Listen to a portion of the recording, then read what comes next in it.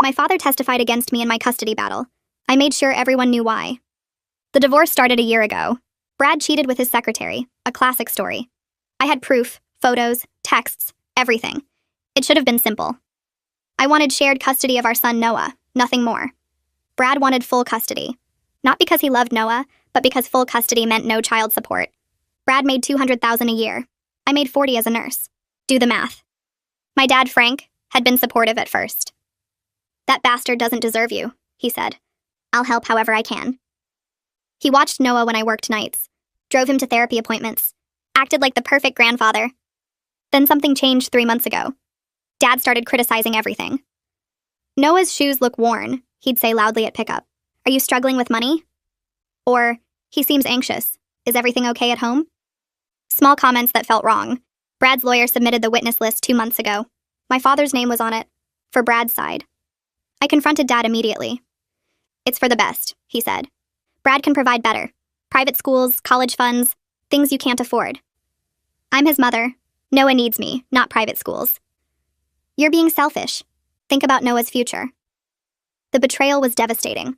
My own father, testifying against me. My mom had died 5 years earlier. Dad was all I had left. The court date arrived. Brad's lawyer called Dad to testify. Dad sat in that chair and lied, said I was overwhelmed, said Noah seemed neglected, said he'd seen me crying, unable to cope, said I'd asked him for money repeatedly. All lies. The judge looked concerned. My lawyer tried damage control, but Dad seemed so sincere, so worried about his grandson, so reluctant to testify against his own daughter. Brad sat there smirking. That night, I was destroyed. Dad had effectively ruined my case.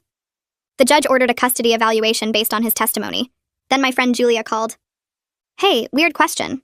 I was at the country club yesterday and overheard your dad at the bar. He was drunk, talking about some investment opportunity with Brad.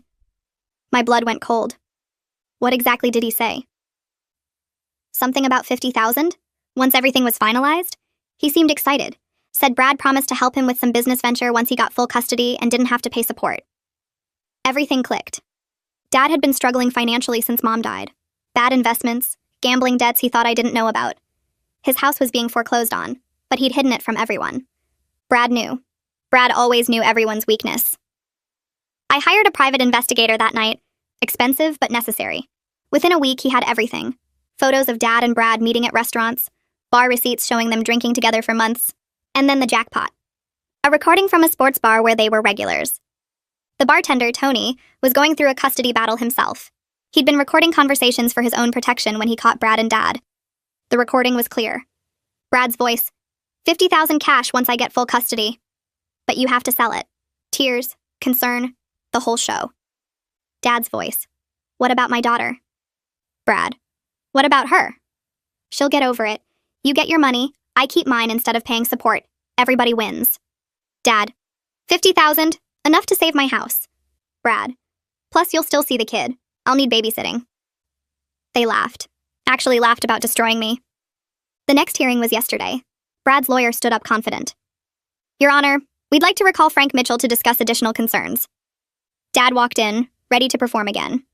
That's when my lawyer stood up. Your Honor, before Mr. Mitchell testifies, we have new evidence regarding his credibility. The recording played through the courtroom speakers. Every word, every laugh, every detail of their deal. Dad's face went from confused to horrified. Brad jumped up. That's inadmissible! Illegal recording. The judge looked at the bartender's affidavit. Actually, this establishment posts signs about security recordings. Your client had no expectation of privacy. Continue the recording. The rest was even worse. Brad talking about hiding assets. Dad is suggesting ways to make me look unstable. Brad saying Noah was just a paycheck to him. The judge stopped the recording. Mr. Mitchell, is that your voice? Dad stammered. It's not what it sounds like. It sounds like you perjured yourself for money. It sounds like a conspiracy to commit custody fraud. It sounds like you sold out your own daughter for $50,000. She turned to Brad. And you? Bribing witnesses, hiding assets, referring to your child as a paycheck. I've seen enough. The ruling was immediate. Judge Dean's voice cut through the silent courtroom like ice. She looked directly at Brad and my father, her face showing no emotion except cold control. She ordered an immediate 15-minute recess and told both lawyers they needed to stay in the building. Then she called for the bailiff and instructed him to make sure Frank Mitchell and Brad Harrison did not leave the courthouse. I sat frozen in my chair, my hands gripping the armrests so hard my knuckles turned white. Dad's face changed from confused to horrified as he realized everyone in that room now knew exactly what he'd done. His mouth opened and closed, but no words came out. Brad stood near his lawyer's table, his expensive suit suddenly looking wrong on him, like a costume he'd borrowed. The bailiff moved to stand near the door, his presence making it clear nobody was going anywhere. Marlena touched my arm and guided me into the hallway during the recess. Other people from the courtroom filed out around us, some staring at me with sympathy, others whispering to each other about what they'd just heard. Marlena pulled me to a quiet corner and explained in a low voice that Judge Dean would almost certainly refer this to the district attorney's office for criminal charges. She said witness tampering and conspiracy to commit fraud were serious crimes. She also said the judge would likely make an immediate custody ruling based on everything the recording revealed about Brad's character. Julia appeared next to us, squeezing my hand tight. I looked down the hallway and saw Frank sitting alone on a wooden bench outside the courtroom. His lawyer had disappeared, probably wanting nothing to do with the mess. Frank stared at the floor with his shoulders hunched forward. On the other side of the hallway, Brad paced back and forth near the water fountain. He kept checking his phone and running his hand through his hair. His lawyer, Eric Yates, stood against the wall looking defeated. The 15 minutes felt like hours. A clerk came out and called everyone back into the courtroom. We filed back in and took our seats. Judge Dean returned to the bench and the bailiff called the court to order. The judge announced she was referring the matter to the district attorney's office for investigation into witness tampering, perjury, and conspiracy to commit fraud. Her voice stayed calm and professional, but every word hit like a hammer. She said that Brad's characterization of his own son as just a paycheck demonstrated clear unfitness for custody. She stated that Frank Mitchell's testimony had been purchased through bribery and therefore had no value in determining what was best for the child. Frank sat at the witness table staring down at his hands. The court reporter's fingers moved rapidly across her machine, typing every word into the permanent record. I watched the reporter's hands and realized this was really happening. Everything was documented. Everything was official. Judge Dean turned to face me directly. She awarded me full physical custody of Noah effective immediately. She said Brad would receive only supervised visitation at a court-approved facility pending a complete psychological evaluation.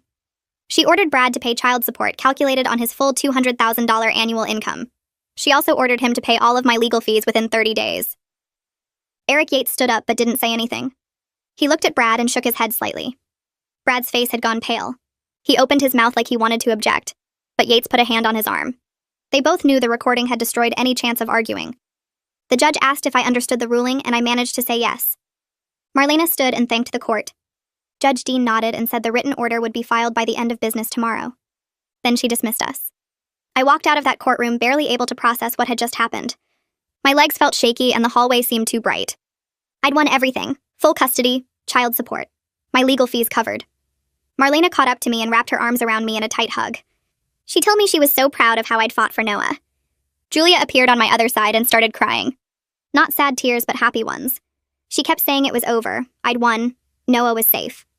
I realized I was crying too, but it felt different from all the crying I'd done over the past months. This wasn't pain or fear. This was relief flooding through my whole body. I'd been holding my breath for so long and finally I could breathe again. Frank tried to approach me in the courthouse lobby. I saw him coming from the corner of my eye and immediately turned away. He called my name once, then again, his voice breaking on the second try. I kept walking toward the exit with Julia on my left and Marlena on my right. They flanked me like bodyguards, their presence making it clear I wasn't stopping. Frank called out one more time, but I pushed through the heavy courthouse doors into the sunlight outside. Some betrayals cut too deep for words. Some things couldn't be fixed with an apology in a courthouse lobby. I needed space and time and distance from what he'd done. Julia drove me to her mom's house to pick up Noah. He'd been staying there during the hearing because I didn't want him anywhere near the courthouse. When we pulled into the driveway, he ran out the front door before I even got out of the car. He threw his arms around my waist and asked if everything was okay. I knelt down to his level and looked him in the eyes. I told him yes, everything was okay. We were going home together and everything was going to be fine. His face broke into a huge smile. He trusted me completely. That simple trust, that absolute faith that I would protect him and take care of him, made every horrible moment of the custody battle worthwhile. Julia's mom hugged me and said she was glad it worked out. We gathered Noah's backpack and his favorite stuffed dinosaur and headed home. That night, Noah and I ordered pizza from the place down the street. We sat on our small couch and watched his favorite superhero movies. He talked through most of them, pointing out his favorite parts and explaining the characters' powers to me even though I'd seen them a dozen times. Around 9 o'clock, he fell asleep with his head on my lap, his mouth slightly open and his arm wrapped around the stuffed dinosaur. I sat there for a long time just looking at him. I thought about how close I'd come to losing him. If Julia hadn't overheard Dad at the country club. If Tony the bartender hadn't been recording conversations for his own custody case. If any piece of the puzzle had been different, I might have lost Noah. The recording had saved us. But my willingness to fight, to hire the investigator, to not give up even when Dad's first testimony made everything look hopeless, that's what had gotten us to the point where the recording could matter. 2 days later, my phone started buzzing with calls from Dad's number. I let them all go to voicemail. When I finally checked the messages, there were 5 of them. In each one, he begged me to let him explain. He said he'd been desperate. He said he'd made a terrible mistake. He said he understood if I hated him, but please just listen. I deleted each message before it finished playing. I couldn't listen to his excuses yet. Maybe someday, but not now. The wound was too fresh and too deep. Julia came over that afternoon with coffee and sat with me in the kitchen. She told me I should take all the time I needed before deciding whether to ever speak to him again. She said there was no rush to forgive someone who'd tried to destroy my life for money. I appreciated that she didn't try to push me toward reconciliation just because he was family. The following week, Brad's supervised visitation started at a place called Family Bridges. It was a facility specifically set up for supervised visits with trained staff watching everything.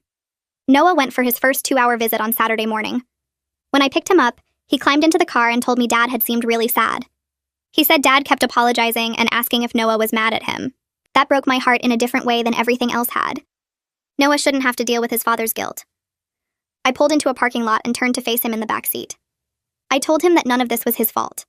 I explained that sometimes adults make bad choices and have to face consequences, but that didn't change the fact that both his mom and his dad loved him very much. He nodded seriously and asked if we could get ice cream. I said yes, and we drove to his favorite shop, leaving all the complicated adult problems behind for a little while.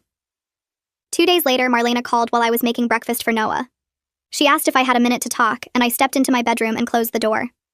The district attorney's office was moving forward with criminal charges against both Frank and Brad for conspiracy and witness tampering.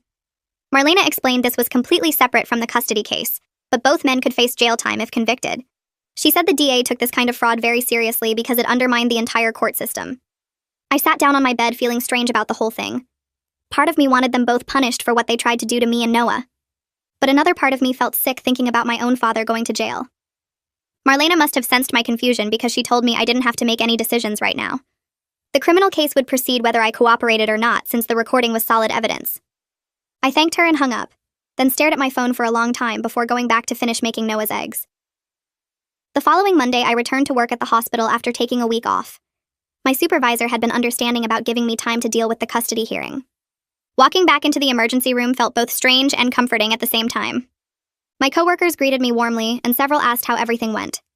I gave them the short version about winning full custody, and they all seemed genuinely happy for me. During my lunch break, my supervisor pulled me aside in the break room. She told me she went through a difficult custody battle about 15 years ago with her ex-husband. She said she understood what I'd been through, and if I ever needed to talk, she was there. I thanked her and felt grateful to work with people who actually cared. The normalcy of checking vitals, starting IVs, and dealing with everyday medical emergencies helped ground me after weeks of legal chaos. By the end of my shift, I felt more like myself than I had in months. 3 days later, I checked my bank account on my phone and saw a deposit for $3,200. The child support had started. I stared at the number on my screen, feeling a rush of relief so strong it almost made me dizzy. $3,200 every month. I could afford Noah's therapy appointments without stress. I could buy him new shoes when he needed them instead of making the old ones last another month. I could start saving for emergencies instead of living paycheck to paycheck and praying nothing broke. Money didn't fix the emotional damage from everything that happened, but it removed the constant survival anxiety that had been crushing me for over a year. That weekend, I took Noah shopping and bought him 3 new pairs of shoes, some clothes that actually fit, and the science kit he'd been asking about for his birthday. He was so excited carrying the bags out of the store. I felt lighter than I had in forever. 3 weeks after the hearing, Marlena called again. Frank's lawyer had contacted her asking if I would consider writing a letter to the prosecutor requesting leniency for my father. Marlena asked what I wanted to do, and I told her I needed time to think about it. The anger was still too fresh to make that decision. Part of me wanted to let Frank face the full consequences of what he did. He sold me out for $50,000 and tried to take my son away. But another part of me remembered him being there after Mom died, helping with Noah, being the grandfather my son loved. Marlena said there was no rush and I should take all the time I needed. I hung up feeling conflicted and pushed the decision to the back of my mind. Noah had a therapy appointment the next Tuesday, and his therapist asked to speak with me alone for a few minutes at the end. I sat in her office while Noah played in the waiting room. She told me Noah was adjusting really well to the new custody arrangement and showed no signs of trauma from the court process. She said my honesty with him, keeping things age-appropriate but truthful, had helped him feel secure through all the changes.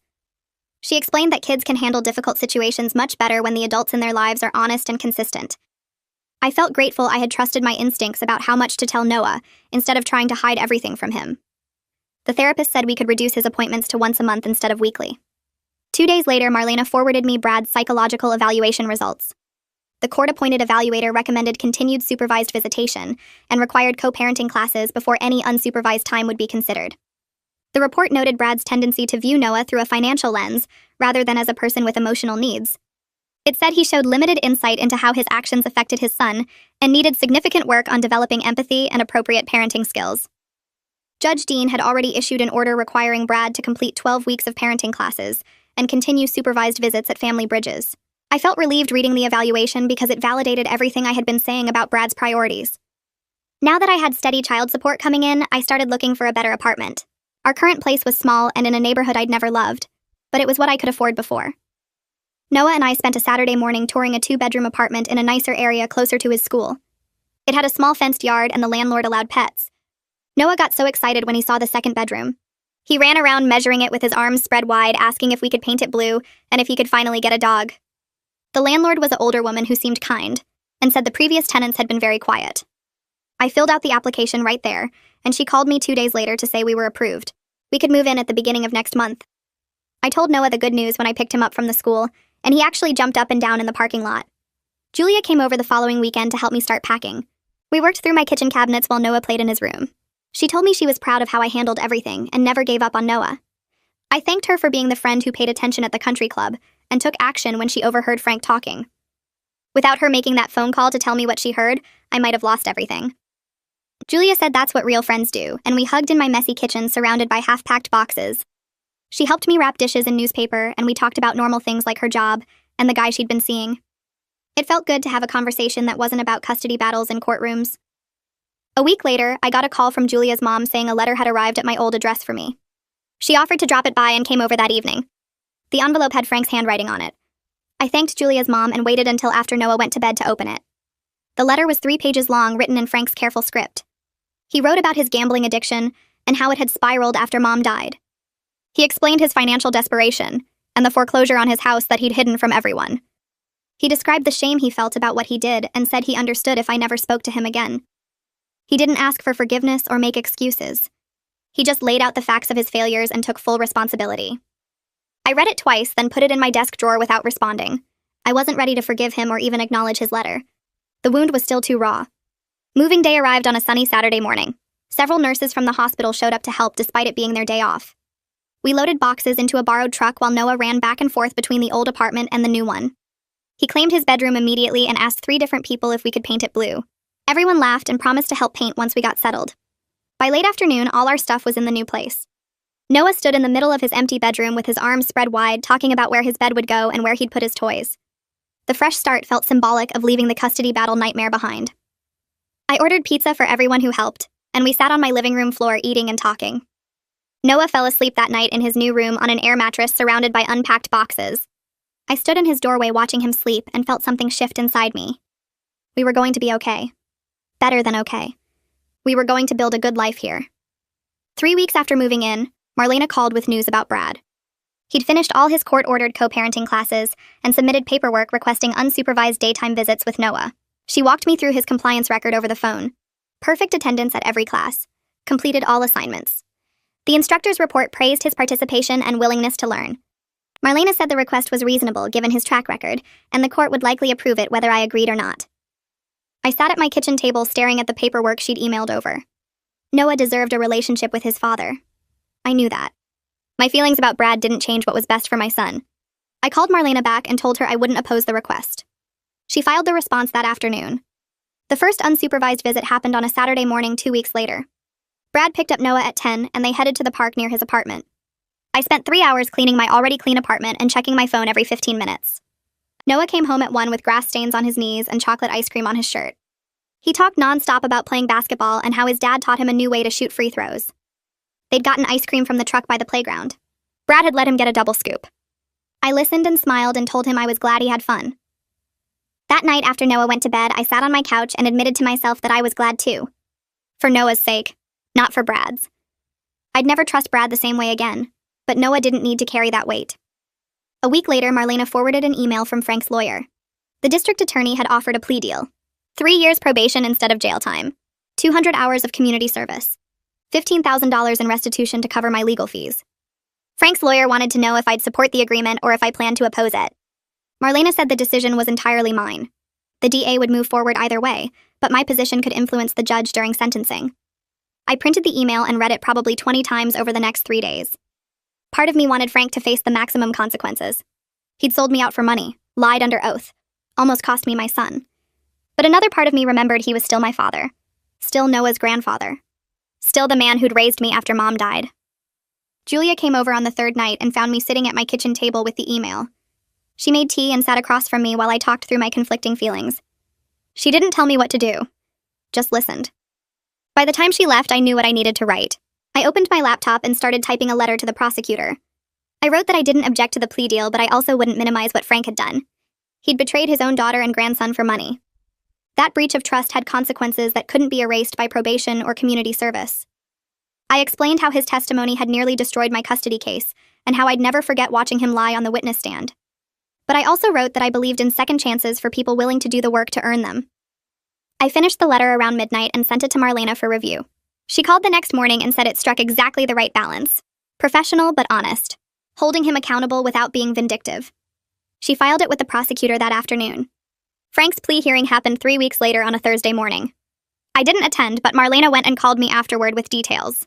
Frank had stood before the judge and pleaded guilty to conspiracy charges. The judge accepted the plea deal. 3 years probation. 200 hours of community service at locations approved by his probation officer. $15,000 in restitution paid to me in monthly installments. The judge had looked directly at Frank during sentencing and told him he was lucky his daughter had shown mercy by not opposing the plea. Frank had nodded silently. Marlena said he looked older than she remembered from the custody hearing. More broken.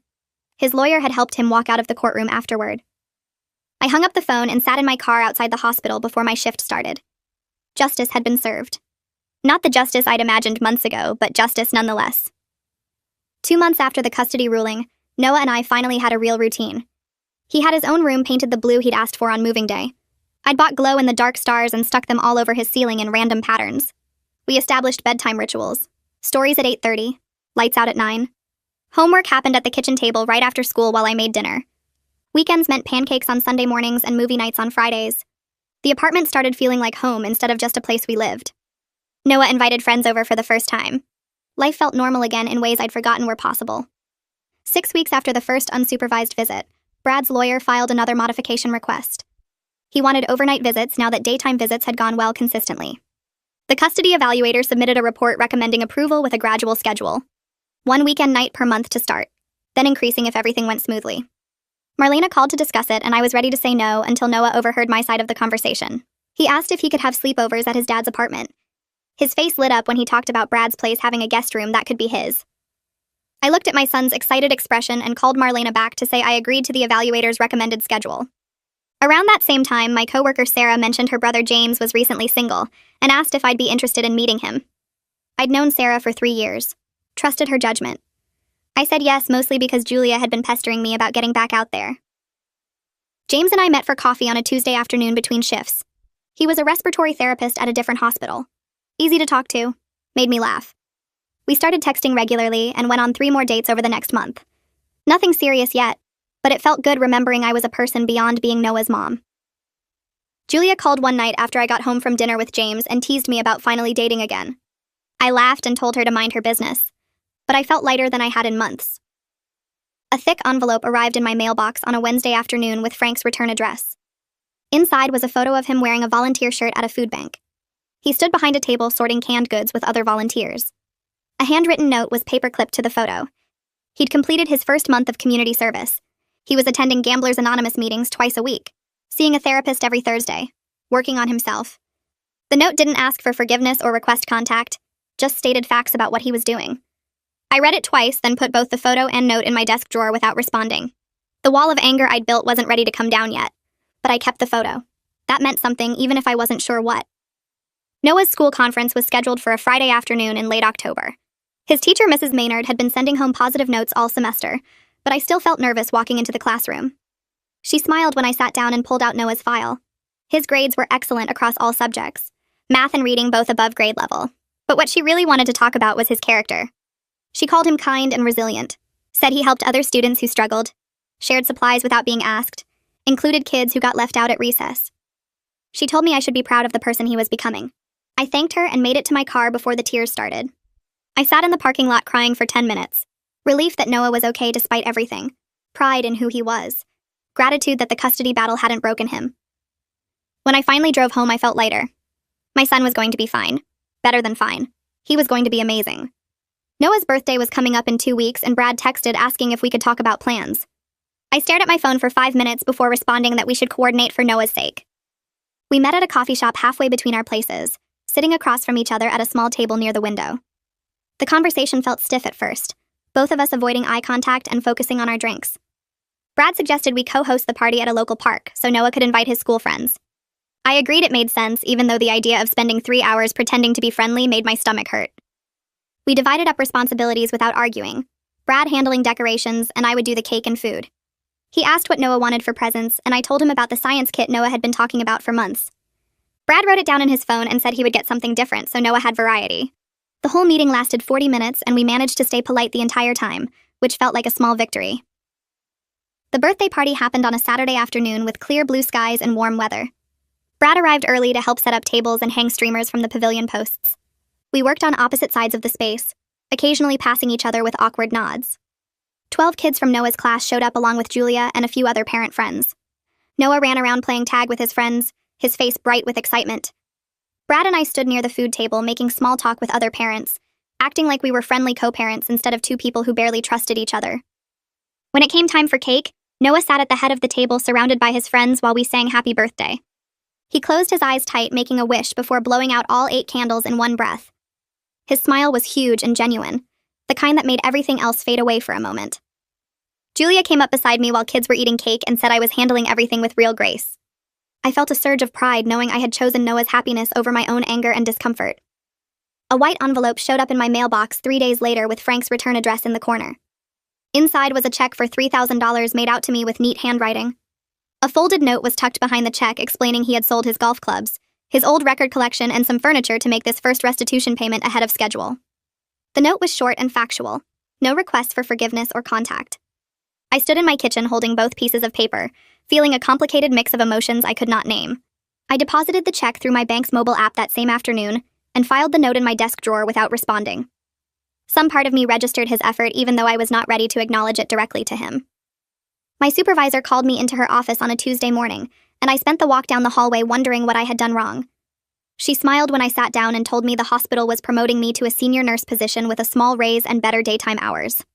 She said I had shown remarkable strength and professionalism during a difficult personal time, and the whole unit had noticed. The recognition hit me harder than expected, making my eyes sting with tears I had to blink away. After months of feeling like my life was completely falling apart, someone was telling me I had handled things well. I thanked her and walked back to the nurse's station feeling lighter, like maybe I was doing better than I thought. Noah was coloring at the kitchen table that evening when he looked up and asked if Grandpa Frank could come to his school's Grandparents' Day event in 2 weeks. The question caught me completely off guard, and I felt my chest tighten. I asked him why he wanted Frank there, and he said he missed his grandpa and wanted to show him his science project. His face was open and hopeful in a way that made my heart hurt. I told him I needed to think about it and talk to his therapist first, which made his shoulders slump a little. He went back to coloring without arguing, but I could see the disappointment in how hard he pressed the crayons against the paper. I brought up Frank at Noah's next therapy appointment while Noah was in the waiting room. His therapist listened carefully as I explained the situation and Noah's request. She said supervised contact with Frank could actually be healthy for Noah if I felt comfortable with it, and set clear boundaries. She stressed multiple times that this was completely my decision, and I should not feel pressured by anyone including Noah.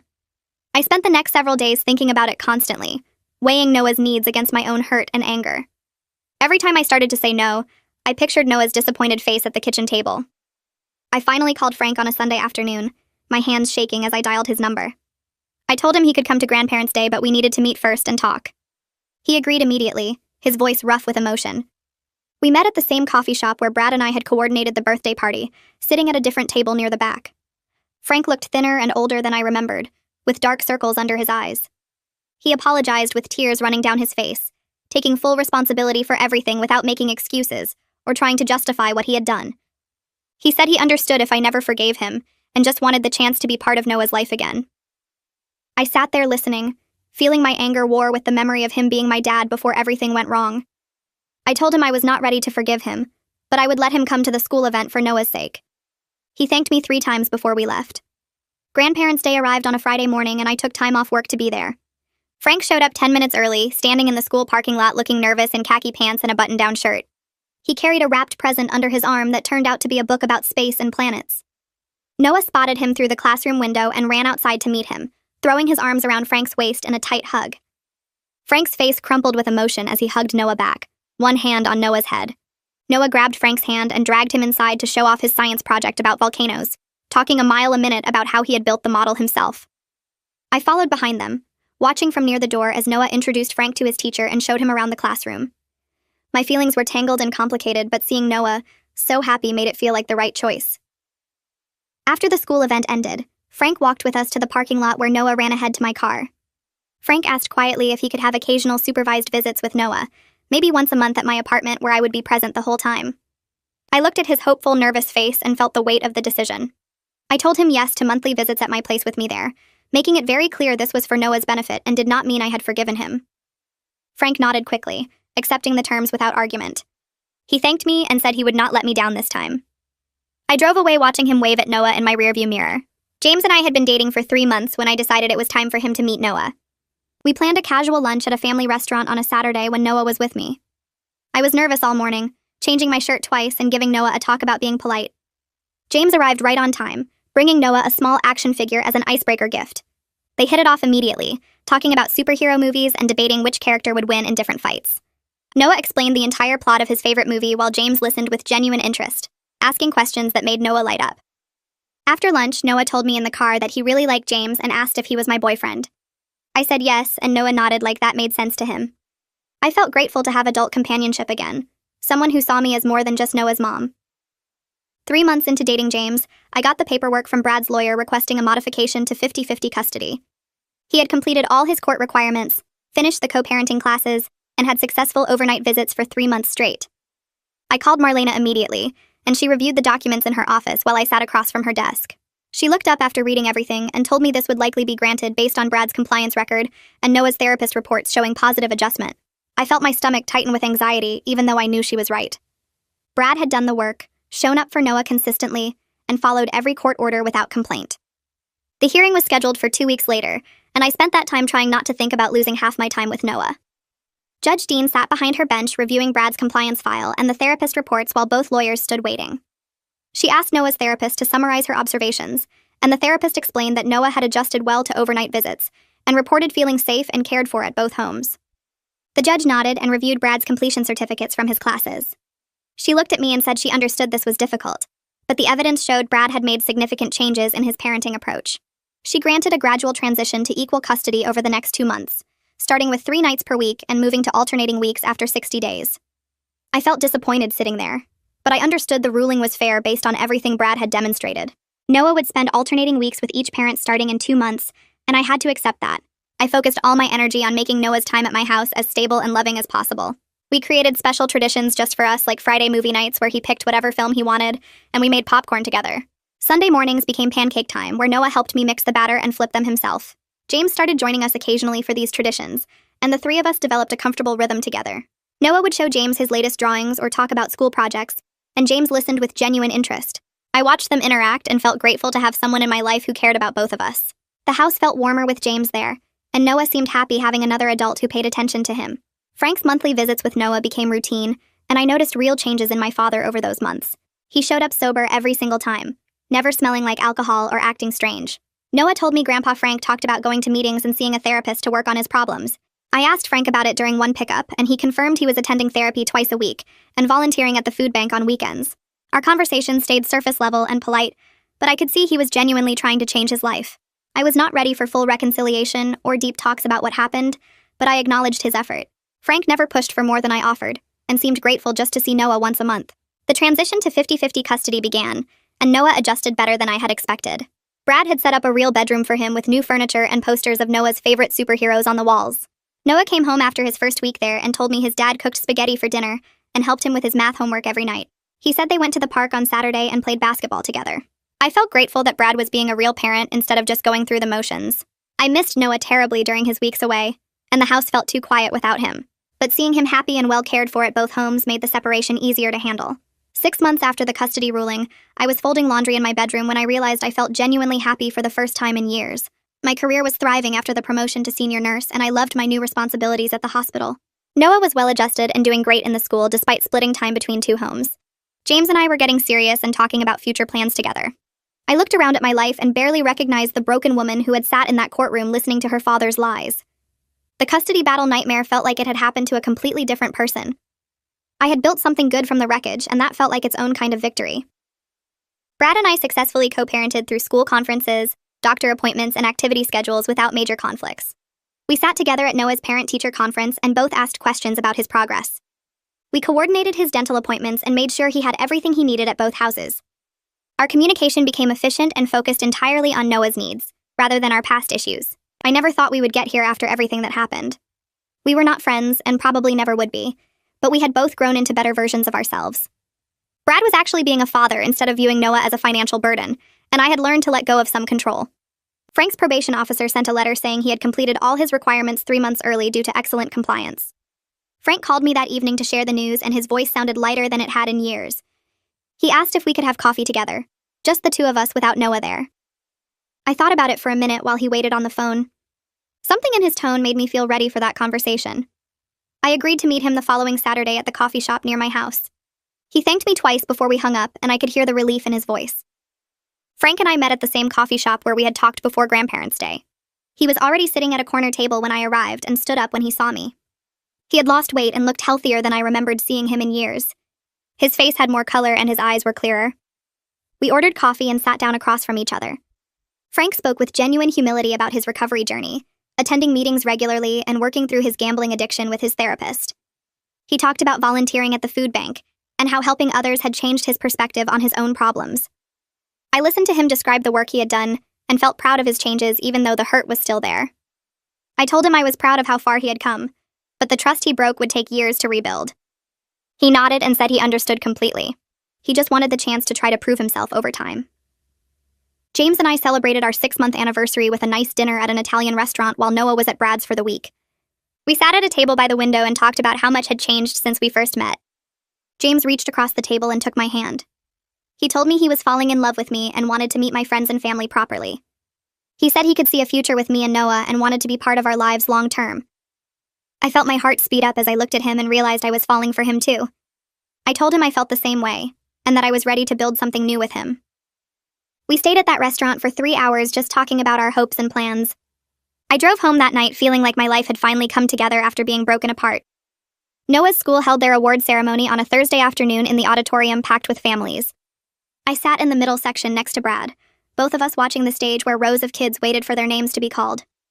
Frank sat 3 rows behind us on the left side, and I could see him from the corner of my eye. The principal started reading names for the Citizenship Award, and when she called Noah's name, Brad and I both stood up clapping. Noah walked across the stage looking embarrassed but happy, and I caught Frank standing up too, his hands coming together in loud applause. After the ceremony ended, Noah ran to us in the lobby holding his certificate, and Brad ruffled his hair while I hugged him tight. Frank approached slowly, staying back a few feet, and Noah broke away to show him the award.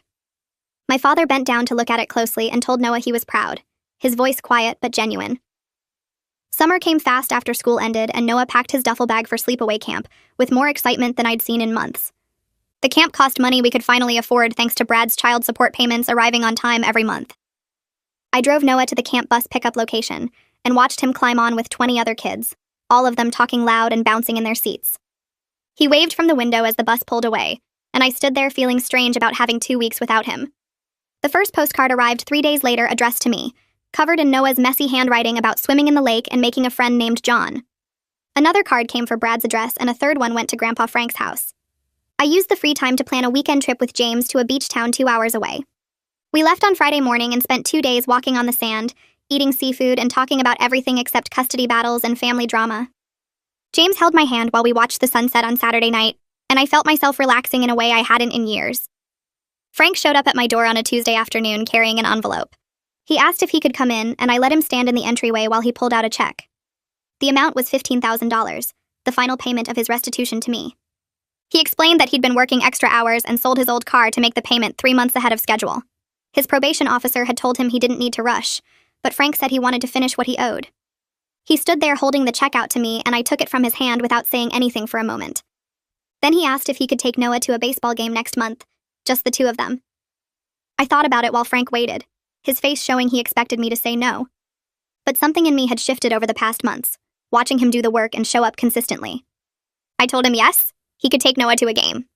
Frank's shoulders dropped with relief, and he thanked me twice before leaving. I watched him walk to his car from my window, noticing he moved differently now, less weighed down. Brad called me one evening during his custody week to talk about someone he'd been seeing. Her name was Rachel, and they'd been dating for 2 months, serious enough that he wanted to introduce her to Noah gradually. He asked if I was okay with it, which surprised me because the old Brad wouldn't have asked. I said yes, knowing Noah needed to see his father building a normal life. When Noah came back to my house the following week, he mentioned Rachel without me having to ask. He said she was nice and had a dog named Buster that he got to play with. She worked at a bank and made good pancakes.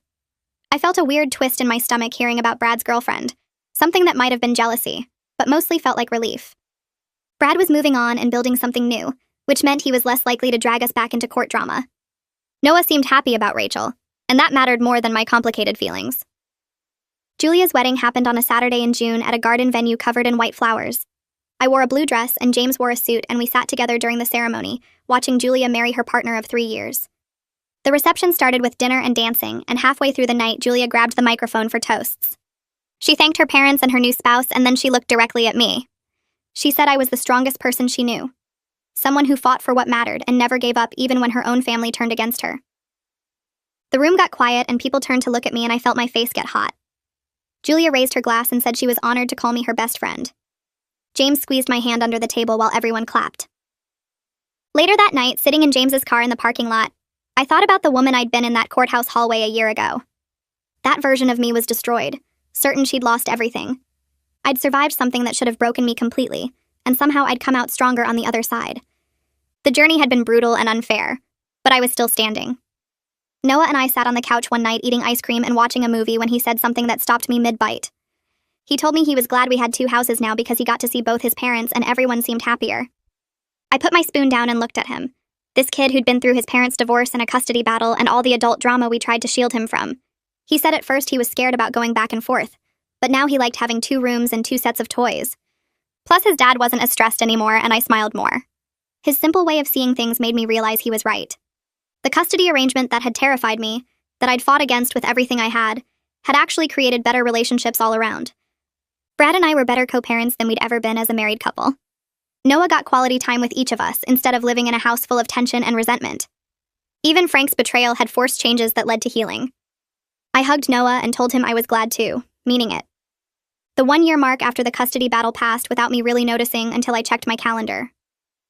12 months since that recording played in the courtroom and changed everything. I sat at my kitchen table looking at where my life had landed and barely recognized it compared to a year ago.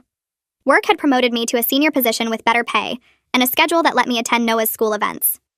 My relationship with James had grown into something solid and real, built on him seeing me at my absolute worst and choosing to stay. Noah was thriving with good grades, close friends, and a therapist who said he was one of the healthiest kids from a divorced family she'd worked with. Even my relationship with Frank had slowly healed into something cautious but genuine. He showed up consistently for Noah, paid his restitution early, attended his meetings, and volunteered at the food bank every week. We weren't back to where we'd been before his betrayal, and maybe we never would be, but we'd built something new that felt more honest. Thanksgiving planning started in October when Brad and I sat down to work out the holiday custody schedule. We decided to split the day, with Noah spending morning and lunch at my house and evening at Brad's place.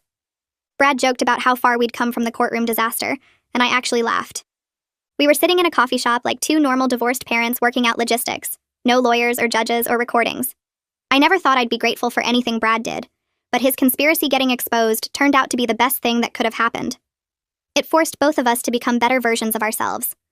Brad had to face what he'd done and work to earn back credibility as a father. I had to let go of control and trust the system. Christmas planning went even smoother, with us alternating years for Christmas morning and sharing Christmas Eve. We texted back and forth about gifts to avoid duplicates, and Brad asked my opinion on what Noah wanted. It felt strange and normal at the same time. New Year's Eve arrived, and James took me to a nice restaurant downtown with a view of the city. We ate dinner and drank wine, and at 11:30 he suggested we go outside to watch fireworks. We stood on the restaurant's rooftop deck bundled in coats, and when the countdown started, James turned to face me. He pulled a small box from his pocket and opened it before I could process what was happening. The ring caught the light from the building behind us, and James asked me to marry him. He said he was ready to build a future with someone who'd let him see her at her lowest, and loved him anyway. I said yes without hesitating, knowing I was ready for this. Noah was at Brad's for the holiday, and I called him right after midnight to tell him the news. He screamed with excitement and asked if he could be in the wedding. I told him of course he could, and he started planning what suit he wanted to wear. Everything I'd fought for in that custody battle, my son and my stability and my happiness, was finally secure in ways I'd never imagined possible. Frank came to our engagement party in February, held at Julia's house with close friends and family. He stayed near the edges of the room at first, talking to people he knew but keeping distance from me. Halfway through the party, he approached and asked if we could talk privately. We stepped into Julia's kitchen away from the noise, and Frank told me he was proud of the life I'd built despite his betrayal. He said watching me survive and thrive had taught him more about strength than anything else in his life. I looked at my father, this man who'd sold me out for $50,000 and nearly cost me my son, and I realized the anger that had consumed me for so long had changed into something different. I understood now that people could change if they did the actual work, not just talked about it. Frank had spent a year proving himself through actions instead of words. I stepped forward and hugged him for the first time in over a year, feeling his arms wrap around me carefully like he was afraid I'd pull away. I told him I forgave him, and I meant it. The engagement party continued around us, but something had shifted in me after that hug. I stepped back from Frank and returned to James's side, feeling lighter than I had in months. The next week, Noah had his regular therapy appointment, and his therapist asked to speak with me afterward. She sat down across from me in her office and said Noah was doing better than most kids from divorced families she'd worked with. He felt secure with both parents, understood that the divorce wasn't his fault, and had healthy ways of expressing his feelings. She recommended ending regular sessions and switching to check-ins only if issues came up. I drove home feeling proud of how Brad and I had protected Noah through everything. We'd both messed up plenty, but we'd kept him safe from the worst of it. The custody exchange the following Saturday happened at a park halfway between our houses. Brad arrived on time, and Noah ran to show him a drawing he'd made. While Noah played on the swings, Brad walked over to where I stood by my car. He looked uncomfortable but determined, shifting his weight from foot to foot. He said he wanted to thank me for exposing what he'd done with Frank, because it forced him to become a better father. He admitted that he'd viewed Noah as a financial burden before, something to win or lose in the divorce. Now he actually looked forward to his weeks with Noah and felt guilty about the person he'd been. I told him Noah was lucky to have him now, and I meant it. Brad had done real work to change, attending those parenting classes and actually applying what he learned. Frank started picking Noah up once a month for grandfather-grandson outings, just the two of them. They went to baseball games, museums, and sometimes just walked around the park feeding ducks. Noah came home from one of these visits talking about how Grandpa Frank had told him everyone makes mistakes, and the important thing is learning from them. Frank was modeling accountability for my son in ways I never expected. I was grateful Noah had that example of someone who'd messed up badly, but was doing the work to be better. 3 months before the wedding, James moved into our house with his furniture and belongings filling the spare rooms. Noah adjusted to having James around full-time, and the three of us developed routines together. James cooked breakfast on weekends while I got Noah ready for soccer practice. He helped with homework at the kitchen table and respected when Noah needed to call Brad about something. James never tried to replace Noah's father, just carved out his own space in our lives. I watched them playing video games together one evening and realized families could be rebuilt in ways I never imagined possible. The wedding planning happened quickly once James moved in. We decided on a backyard ceremony at our house with close friends and family. Julia helped me pick out a simple dress, and Noah got excited about wearing a suit. The morning of the wedding arrived sunny and warm. Chairs filled our backyard and flowers decorated the fence. Noah walked me down the short aisle we'd created, holding my hand tightly. James stood at the front with the officiant, smiling so wide I thought his face might split. Brad sat in the third row next to his girlfriend, and Frank sat near the back, both of them there to celebrate this new chapter. Julia cried during the entire ceremony, dabbing at her eyes with tissues. The officiant pronounced us married, and everyone clapped. I looked around at all these people who'd fought alongside me to get here. The custody battle felt like it had happened to a different person. Our honeymoon took us to a beach resort where James and I spent a week swimming and eating good food and sleeping late. One afternoon, lying on the sand, I thought about Tony the bartender and that recording. He'd been recording conversations for his own custody battle and accidentally caught Brad and Frank's conspiracy. Sometimes justice needed both luck and hard work. I'd had the determination to keep fighting, and the universe had provided that recording at exactly the right moment. Without both elements, I might have lost Noah. 18 months had passed since that courtroom hearing when the recording played through the speakers. My life now looked nothing like what I'd imagined during those dark days. I had my nursing career with the senior position and better pay. I had James, who loved me and treated Noah like his own. I had Noah, happy and healthy, splitting time between two parents who both put his needs first. I even had a healed relationship with Frank, cautious but real. The betrayal that nearly destroyed me had somehow led to the life I was supposed to have. Frank selling me out for $50,000 had exposed Brad's true character and forced both men to face what they'd done.